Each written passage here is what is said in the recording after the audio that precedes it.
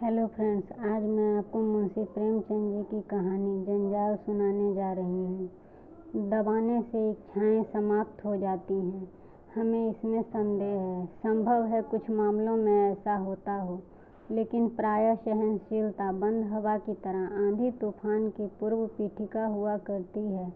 पार्वती को अपने पति के साथ रहते हुए 5 साल से ज़्यादा हो गए, लेकिन उसने उनसे कभी कोई फरमाइश नहीं की। यदि वह कभी दबी जबान से या परोक्ष रूप से किसी गहने या कपड़े की चर्चा करती, तो सुरेंद्र नाथ अत्यंत बेबसी के साथ कहते, मेरी आमदनी और खर्च का हिसाब तुम्हारे हाथ में है।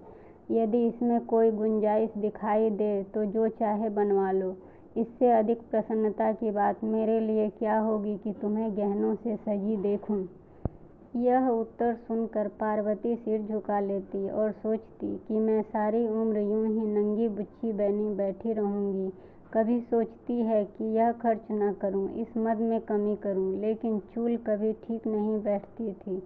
उसके पास पहले भी कुछ गहने थे, लेकिन वह उन्हें कभी नहीं पहनती थी। त्योहार या उत्सव में भी वह प्रायः सादी साड़ी पहनकर ही रह जाती। वह अपने मेहरी और पड़ोसिनों को दिखाना चाहती थी कि गहनों की भूख नहीं है उसे, लेकिन इस समय अपने दुर्भाग्य और पति की निर्धनता की घोषणा थी। उसे रह रहकर विचार आता है कि मेरे लिए सुरेंद्र जितना कुछ कर सकते हैं उतना नहीं करते। मेरी अनापत्ति और सीधेपन का नाजायज फायदा उठाते हैं। निराश होकर वह कभी कभी सुरेंद्र से झगड़ती, मुंह फेर कर बात करती, उसे सुना सुना कर भाग्य को कोसती। सुरेंद्र समझ जाते कि इस समय हवा का रुख बदला हुआ है, बचकर निकल जाते। कभी कभी गंगा स्नान या किसी मेले से लौटकर पार्वती पर गहनों का उन्माद सा छा जाता। वह संकल्प करती कि एक बार मन की निकाल ही लूं, जो 200-400 रुपये बचे हैं उनकी कोई चीज़ बनवा लूं, कल की चिंता में कहाँ तक मरूं। लेकिन एक क्षण में ही उसका उन्माद उड़नछू हो जाता, यहाँ तक कि लगातार सहन करने के कारण उसके सजने के शौक की इच्छाएं मरकर मन के एक कोने में पड़ी रहती थी। मगर आज 5 साल बाद यह इच्छा जागृत हुई है। इसमें बेचैनी नहीं है, लेकिन बेचैनी से भी ज़्यादा दुखदायी उदासी है। पार्वती के छोटे भाई की शादी होने वाली है, उसके मायके से बुलावा आया है। इस समारोह में भाग लेना जरूरी है, गहनों का पहनना आवश्यक हो गया। इस अवसर पर सुरेंद्र भी अपनी विवशता का बहाना न कर सके। इस समय यह उपाय भी सफल होता दिखाई नहीं दिया। शाम के समय सुरेंद्र बाहर से लपके हुए आए, उनका चेहरा चमक रहा था। उन्होंने पार्वती के हाथ में एक पोटली रख दी। पार्वती ने खोलकर देखा तो पोटली में एक जराऊ कंगन, एक चंद्रहार और झुमके दिखाई दिए। पार्वती कुछ सहम सी गई। उसे सपने में भी उम्मीद न थी कि सुरेंद्र उसके लिए इतनी और ऐसी कीमती चीजें लाएंगे। खुशी के बदले एक व्याकुलता, एक भय का अनुभव हुआ। वह डरते डरते बोली, ये कितने के हैं? सुरेंद्र, पसंद तो है ना? पार्वती, पहले दाम तो बताओ। सुरेंद्र, 400। पार्वती, सच? सुरेंद्र, मेरे पास और रुपए कहाँ थे? पार्वती, उधार तो नहीं लेने पड़े? सुरेंद्र, नहीं, उधार क्या लेना। पार्वती, तब पसंद है। सुरेंद्र ने वास्तविकता छिपानी चाहिए थी, लेकिन अपनी विशाल हृदयता का बखान किए बिना न रह सके। सोचा कि इन्हें क्या पता चलेगा कि इनके लिए इस समय किसने बोझ के नीचे दबा जा रहा हूँ। बोले, सच सच कह दूँ, 1200 लगे। पार्वती ने पति को तिरस्कार की दृष्टि से देखते हुए कहा, तो इतनी चीजें लाने की क्या जरूरत थी? दानवीर जैसी लापरवाही के साथ सुरेंद्र बोले, एक मुद्दत के बाद जेवर बनवाने लगा तो कंजूसी करने बैठता, शर्म भी तो कोई चीज है। पार्वती ने पति की ओर कृतज्ञता की दृष्टि से देखा। उसमें कुछ प्यार की झलक थी, कुछ शिकायत की, कुछ गर्व की, कुछ परेशानी की। उसने और अधिक प्रश्न न किए कि कहीं कोई ऐसी बात कानों में न पड़ जाए जिससे इन गहनों को वापस कर देना ही जरूरी हो जाए। जिस व्यक्ति के हलक में प्यास से कांटे पड़े हों, वह नहीं पूछता कि बर्तन कैसा है और पानी किसने भरा है। एक हफ्ते तक पार्वती एक दूसरी दुनिया में ही रही। उसने अंदाज में एक शान, बातों में अभिमान और चेहरे से अमीरी झलकती थी। कितने ही ऐसे काम हैं जिन्हें वह पहले निसंकोच कर लिया करती थी, अब उसे दूभर लगने लगे। यहाँ तक कि अपनी नन्ही बच्ची तारा को गोद में लेते हुए भी उसे अपने कपड़े मैले होने की आशंका होने लगती। लेकिन वह स्वयं अपने व्यवहार में आए इस परिवर्तन से अनजान थी। 7वें दिन उसका भाई आया और पार्वती मायके चली। उसने सुरेंद्र से हर तीसरे दिन पत्र भेजने का आश्वासन दिया। उनके सामने वह घंटों रोती रही। ऐसा मालूम होता था कि बिछुड़ने के दुख से उसका कलेजा फटा जा रहा है। लेकिन घर से निकलते ही दिखावे की इच्छा उसके मन पर छा गई। वह गाड़ी के एक जनाने डिब्बे में आकर बैठी, जिसमें अधिकांश महिलाएं निम्न वर्ग की थीं। उन्होंने पार्वती को आतंकित दृष्टि से देखा और इधर उधर सिमट गई। पार्वती खिड़की के सामने जाकर ऐसे बैठी मानो इतनी आव भागत उसका जन्मसिद्ध अधिकार हो। उसे गाड़ी में भले खानदान की केवल एक ही महिला दिखाई दी। उसका चेहरा गंभीर था। वह एक साफ साड़ी पहने हुए थी, पैरों में स्लीपर थे, हाथों में चूड़ियां, लेकिन शरीर पर गहने के नाम पर एक तार तक न था।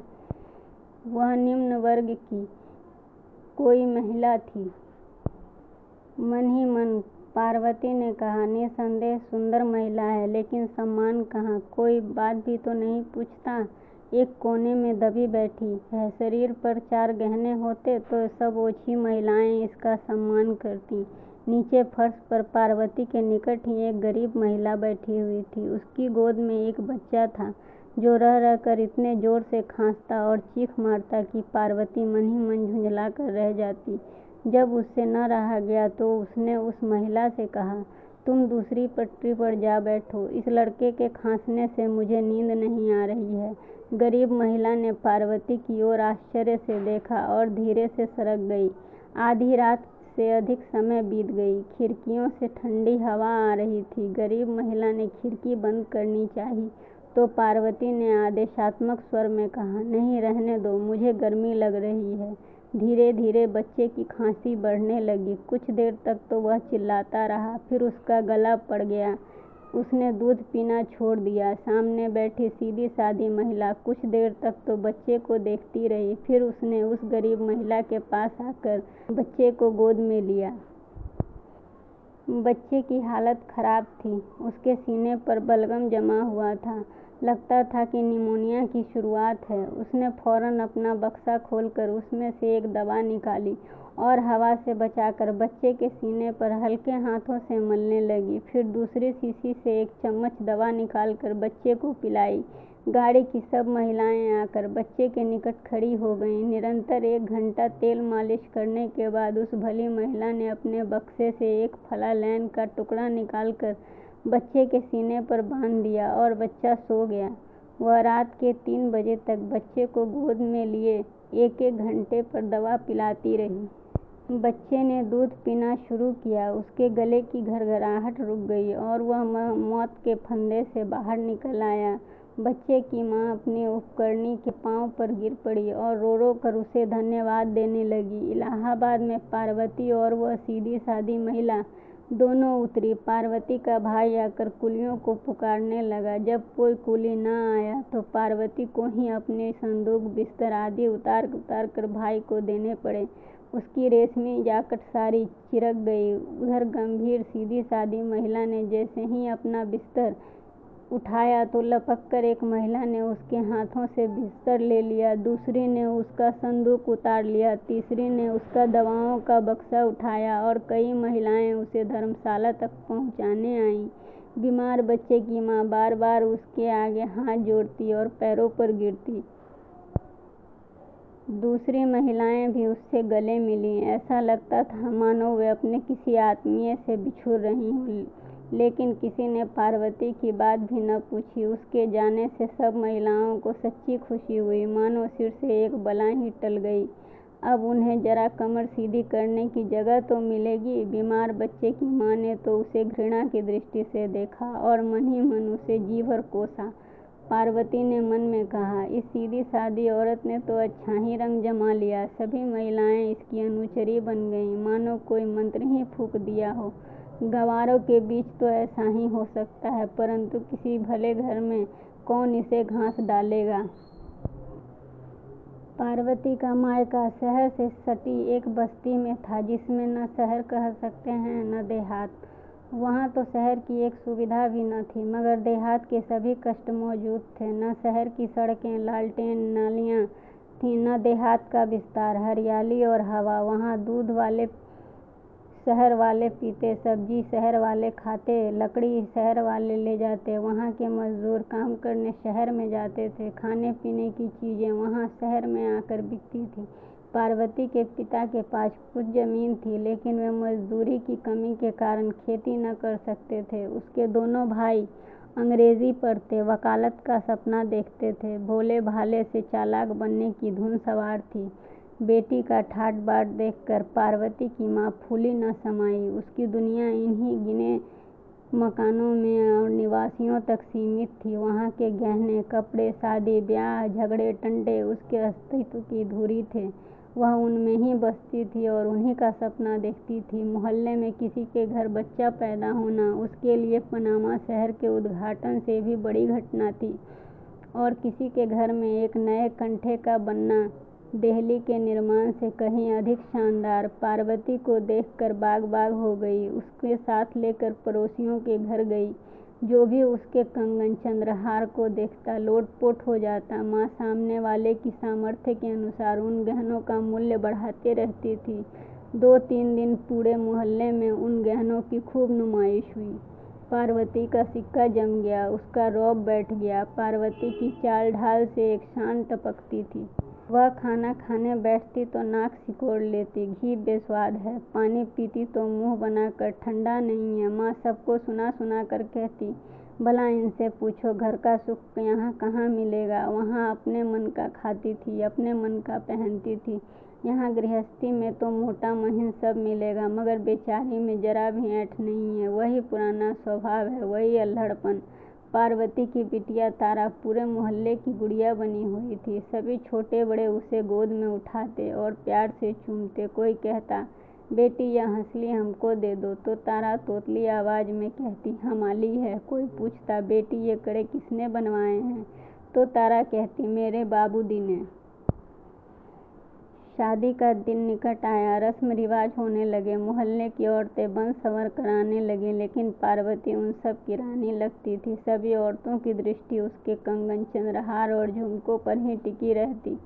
सब उसे दबती, उसका लिहाज करती, उसकी हाँ में हाँ मिलाती। पार्वती को यह सम्मान केवल अपने गहनों के बल पर ही मिला था। बारात चलने के दिन न्योते में सुरेंद्र भी आए। जब वे शाम के समय घर में आए तो मुस्कुराकर पार्वती ने कहा, आज जी चाहता है कि तुम्हारी पान फूल से पूजा करूं। मुस्कुराकर सुरेंद्र ने कहा, बना रही हो पार्वती? नहीं, सच कहती हूँ, इस समय मन यही चाहता है। तुम्हारे इन गहनों ने मेरा बोलबाला कर दिया है। सारे मोहल्लों में धाक जम गई, सबकी पानी भरती हैं। ये न होते तो झूठे भी कोई बात न पूछता। अपनी जमा अपने घर में, लेकिन नेक नामी मुफ्त में। ऐसा सौदा और क्या होगा सुरेंद्र? मैं जानता तो 1-2 चीजें और ले लेता।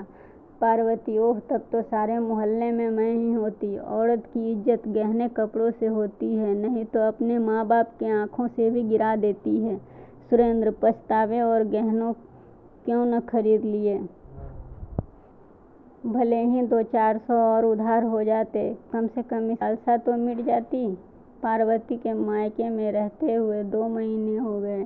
सुरेंद्र को दफ्तर से छुट्टी न मिली कि आकर ले जाते। शादी का सब काम पूरा हुआ, मेहमान विदा हो गए, सन्नाटा छा गया। धीरे धीरे पड़ोसियों का आना भी बंद हो गया। पार्वती के गहने 4 दिन का साम्राज्य के अंत हो गया। वही गहने थे, वही कपड़े, मगर अब उन्हें देखने में कोई आनंद नहीं था। अब पूरे पूरे दिन पार्वती अकेली बैठी रहती। कभी कोई औरत मिलने आ भी जाती तो बस 2-4 बातें करके अपनी ही राह ले लेती। किसी को भी अपने घर के काम काज से फुर्सत न थी। यह अकेलापन पार्वती को बहुत अखरता था। मायके से उसका मन उछट गया। उसे पता चल गया कि नित्य नए गहने बनते रहने से ही उसकी बात बनी रह सकती है। पुराने तमाशे को कोई मुफ्त में भी नहीं देखता। कोढ़ में खाज यह हुई कि कोई और भी उसके जैसे गहने बनाने लगा। यहाँ तक कि मनचले शौकीन बनिए ने, जिसके नमक का भारी व्यापार में लाभ हुआ, कलकत्ता के बने हुए कंगन और हार मंगवाए, जिन्होंने पार्वती के रंग को फीका कर दिया। रही सही बात भी जाती रही। रेत की दीवार भरभरा कर ढह गिरी। एक दिन पार्वती अकेली बैठी सुरेंद्र को पत्र लिख रही थी कि अब यहाँ जरा सा भी मन नहीं लगता। 2 दिन की छुट्टी मिले तो मुझे ले जाओ। इतने में उसकी बचपन की सहेली बागेश्वरी उससे मिलने आई। वह पार्वती के साथ खेली हुई थी। उसका ब्याह एक गरीब खानदान में हुआ था, लेकिन उसके पति ने रंगून जाकर खूब पैसा कमाया और 4-5 साल के बाद लौटा तो पत्नी के लिए एक मोतियों का हार लेता आया। बागेश्वरी आज ही मायके आई थी। पार्वती ने उसका मोतियों का हार देखा तो आंखें खुल गई। 2000 से कम का नहीं हो। पार्वती ने उसकी प्रशंसा की तो लेकिन उसका दिल बैठ गया, जैसे कोई ईर्ष्यालु कवि अपने नौसिखिए प्रतिद्वंदी की कला की प्रशंसा करने में कंजूसी करता है। यह रोग पार्वती की आत्मा में घुन की तरह लग गया। उसने दूसरों के घर आना जाना छोड़ दिया।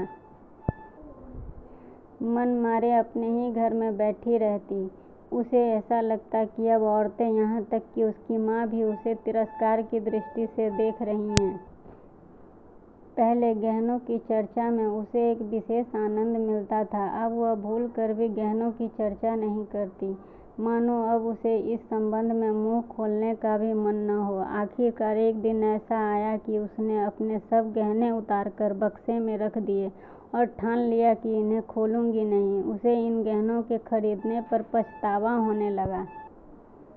दिखावे की चाह में जिंदगी के सुख चैन में बेकार ही खलल पड़ गया। वह बिना गहनों की ही अच्छी थी कि यह मुफ्त की उलझन तो नहीं थी। घर के रुपए गंवा कर यह सिरदर्द खरीदना बड़ा महंगा सौदा है। तीज के दिन पार्वती की माँ ने कहा, बेटी आज मोहल्ले की सभी औरतें स्नान करने जा रही हैं, तुम भी चलोगी? पार्वती ने उपेक्षा से कहा, नहीं नहीं, मैं नहीं जाऊंगी। माँ चलती क्यों नहीं? बरस बरस का त्योहार है, सब अपने मन में क्या कहेंगी। पार्वती जो चाहे कहें, मैं तो जाऊंगी नहीं। क्वार के दिन थे। सुरेंद्र को अब तक छुट्टी नहीं मिली। पार्वती ने जल भूनकर उन्हें कई चिट्ठियां लिखी, पर इधर 2 हफ्ते से पत्र लिखना बंद कर दिया था। उसे अपनी जिंदगी बोझ लगने लगी थी। मोहल्ले में बुखार और चेचक का प्रकोप था। कोई किसी के घर आता जाता न था। नाश्ते के बदले में घरों में काढ़ा पकता था। हकीम पत्थर के देवता बने हुए थे। एक दिन पार्वती की माँ ने कहा, बेटी आज शीतला देवी आ रही हैं, चलो उनसे मिल आएं। पार्वती ने कहा, शीतला देवी कौन है? माँ यह तो मैं नहीं जानती, पर कभी कभी यहाँ आया करती हैं। औरत क्या है, देवी ही हैं। पार्वती क्या करती हैं? माँ यह तो जब आती हैं बीमारियों की दवा दारू करती हैं और किसी से एक पैसा भी नहीं लेती।